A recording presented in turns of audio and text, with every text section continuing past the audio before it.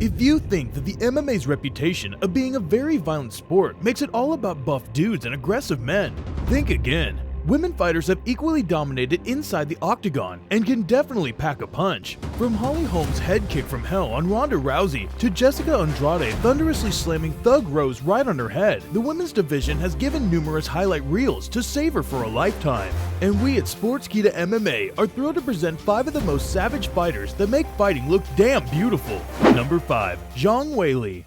Imagine getting shot by a .44 caliber bullet inside the octagon. Confused? Well, that's exactly how Zhang Weili's opponents feel whenever they get punched by her. That's the price you pay for getting fooled by the Magnum's diminutive 5'4" frame. Yup, don't judge a book by its cover.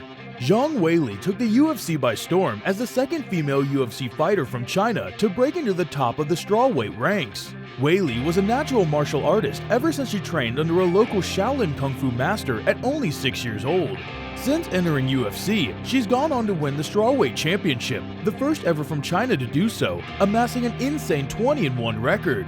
The Magnum went on to put up a bar burner of a match, you will need the dictionary for this, against former champ Joanna Jędrzejczyk, which resulted in Weili handing Joanna one of the most gruesome hematomas in combat sports history. Number 4. Joanna Jędrzejczyk.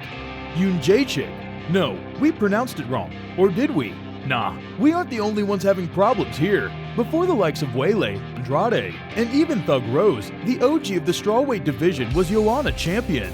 At least that's what they called her because, like us, nobody could pronounce Jędrzejczyk. She entered the UFC at 6-0 and in her sophomore fight became the #1 contender for the strawweight strap. Joanna held the strawweight belt for 966 days after defeating Carla Esparza by TKO back in 2015. Joanna is a staple champion, using her Muay Thai background as she garnered over 60-plus Muay Thai bouts, which include 6 IFMA world medals. In the UFC, her elite-level cardio and willingness to exchange with any striker has earned her dominant victories over Jessica Panay, Jessica Andrade, and even fellow countrywoman Karolina Kowalkiewicz in front of a sold-out Madison Square Garden. Will ring rust be a problem for the former champ? If her historical savagery in the octagon is any indication, probably not. Number 3. Rose Namajunas.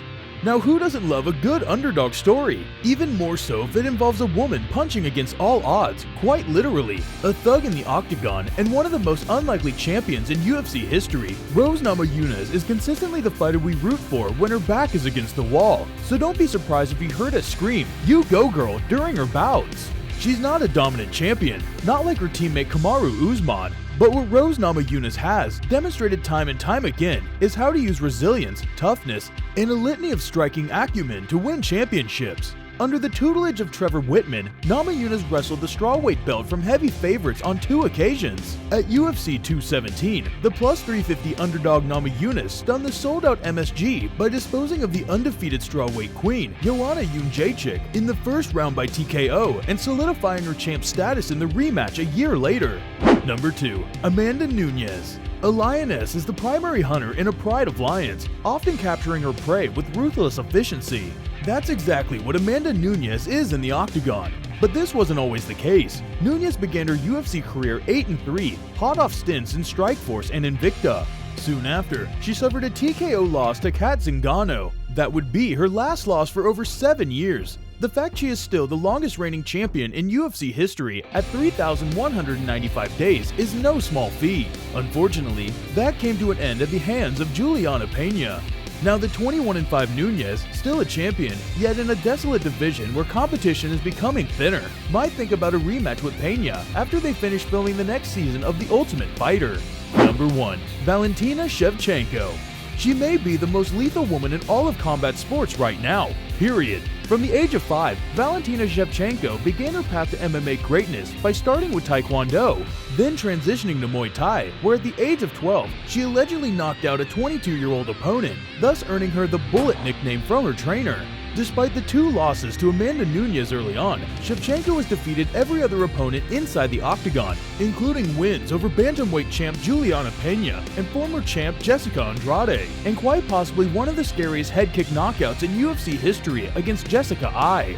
Holding almost every UFC record in the flyweight division, Shevchenko has held the flyweight belt for 4 years, defending it an astonishing 6 times. And if her recent finishing streak is any indication as to her future in MMA, it seems that she is only getting better as time goes on, just like fine wine.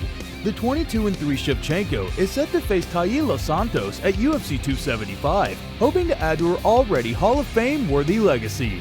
You know who else deserves to be in the Hall of Fame? You do! Don't forget to subscribe to SportsKeeda MMA so you don't miss out on the most exciting content from the MMA world. Thanks for watching.